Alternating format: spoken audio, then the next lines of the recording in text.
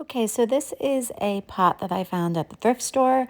I happened to go to Goodwill on dollar days, so it was only $1, and this is what it looked like before. I took some joint compound or spackle of some sort. You saw it there on the counter, and I'm just putting this all over the pot. It does have some texture to it, so the flowers that you see, the outline of them were kind of indented into the pot. So I did have to cover all of that up. So I kind of just put it on haphazardly. I made sure I got a nice even coat, so I covered everything up and it was thick enough to hide the unevenness that was on the pot to begin with. So I worked on the bottom of the pot first. I flipped it over and I made sure the base was very even, that there wasn't any jagged edges, because that would cause your vessel or pot or whatever you want to call this thing to be uneven when you're setting it on your counter or your side table, wherever you're going to put it. Then I flipped it over and worked on the top. Again, I'm just doing the same thing. I'm making sure I'm covering it completely and with a thick enough layer to hide any indentations that are on the pot. I also tried to keep this in a side to side or horizontal motion when I was putting it on, so it would kind of mimic how pottery is made. You know how they, on a wheel, pottery would be a horizontal kind of motion that you're making a pot. So I wanted it to look more ceramic. So I did try to make this when I put the joint compound or the spackle or whatever this thing is called here. It's pre-made. One thing I like about this method is that you really can cover up any imperfections that you might have on your vessel.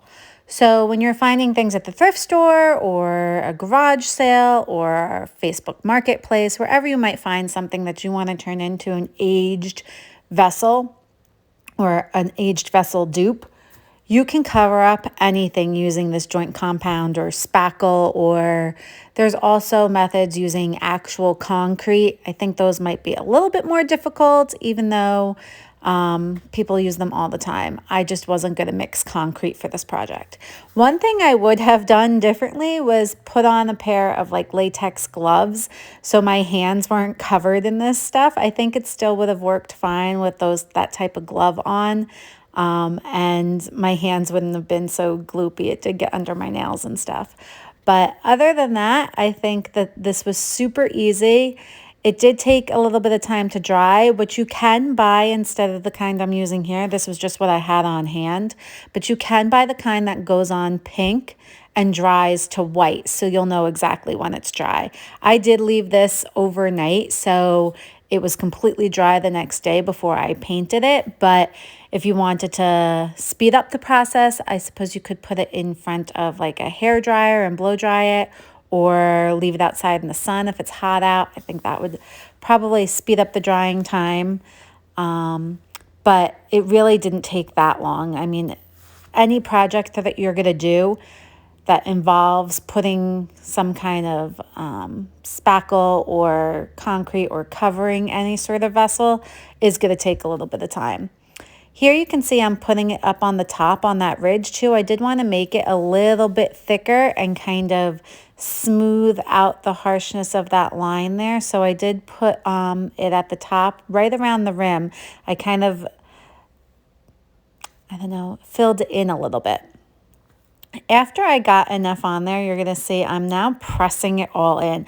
I felt like there was a lot of kind of jagged edges and stuff that I didn't want to have to sand a ton. So I did sort of start pressing in the joint compound into the vessel and smoothing out the surface of it. That helped a lot when it came to sanding, because I did sand a little bit, but I didn't have to sand a ton. And one pro tip here, or amateur pro tip, sand outside if you can, because it does make a mess. So when you're going to go sand any part of this thing, do it outside if you can, because the dust is just all over the place. So that'll help. And you do want to make sure that when you're kind of pressing, you cover up any sort of little splotches or little spots that you might have missed. So you can see I pick up pieces and just shove them in there. You don't want it one side to be super uneven. So you do want to make sure that as I'm turning it, so you see me turning it around and around, just to make sure there's nothing sticking out on the edges. I did want it to kind of be more uniform. And this is also adding some good texture for your paint to stick to. I did use a baking soda method with the paint, so I'll show you that in a few minutes, but this was really important to get it to be a nice, even, smooth surface that you're starting with. It's also uneven here, so you can see there is texture to it, which is also what I was looking for, because I was looking for like a faux concrete kind of a look without having to use actual concrete. For this part, I think if you were wearing gloves, it would have given an even better texture. I mean, I did have the spackle all over my hand, so it did stick to it a little bit to give it kind of a good texture. But I think if you had had gloves on, if I had been wearing gloves, I think it would have given an even better texture to it. So this is the next day. It is completely dried now. And I am just giving it a base coat of a light gray. This was paint that I had on hand that I mixed with baking soda in that cup there. So I did probably equal parts paint and baking soda, and it's just a light gray. So I covered it completely and kind of texturized it. You saw me with the brush stippling it. And then I'm going through and giving it a sand. So what I'm doing is just sanding off any rough points at this part, at this point, and this is letting some of that white show through again, which I do like. I like the differentiation of the colors there.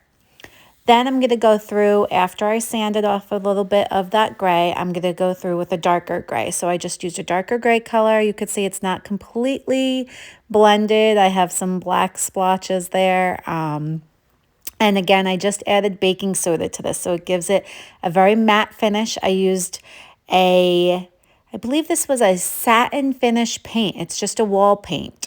It was either satin or matte. It might have been flat. I'm not 100% sure. But I went ahead and put baking soda in it to give it that more matte finish. And then this is the finished product. It has a lot of differentiation in color. It did dry a little bit darker. I did go back in, which you didn't see on camera, and add a little bit more of a darker black color to it to make it the gray a little bit darker. And then I just kept kind of making it uneven, and when I stippled it on, I used some of the black, some of the gray, and I kind of just kept layering it. But you can see some of that white showing through there, which was the look that I like. And I really do love how this turned out.